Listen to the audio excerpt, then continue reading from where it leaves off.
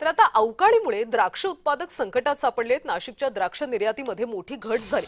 यंदा 70% द्राक्षांचं उत्पादन घटलंय.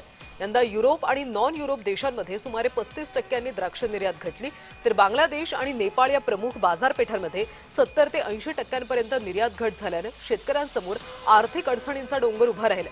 यंदाच्या हंगामामध्ये 8,382 कंटेनरमधून सुमारे 1,40,750 मेट्रिक टन द्राक्षांची निर्यात करण्यात आली.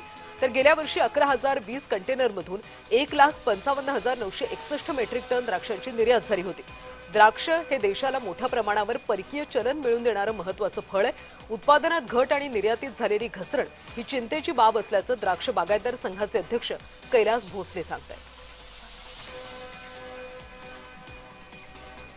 मागच्या वर्षी सतत 6 मे पासून जो पाऊस पडला, त्याच्यामुळे सलग 6 महिने जो पाऊस पडत होता, त्याच्यामुळे द्राक्ष बागेमध्ये उत्पादनच कमी आलं. जवळपास राज्यामध्ये 50% उत्पादन कमी, नाशिकमध्ये 70% उत्पादन कमी आलं आणि सगळ्यात जास्त निर्यात ही नाशिकमधून होत असते. पण ती निर्यात होत असताना युरोपसाठीची जी निर्यात आहे तिच्यामध्ये 35% ते 38%, 40% घट दिसून येते आणि नॉन युरोपमध्ये फारसा फरक दिसत नाहीये. पण ही निर्यात होत असताना मागच्या वर्षी 8,200 जवळपास कंटेनर युरोपसाठी होते. यावर्षी 5,500 कंटेनरची निर्यात झाली. तिथे मोठ्या प्रमाणात घट दिसून येते.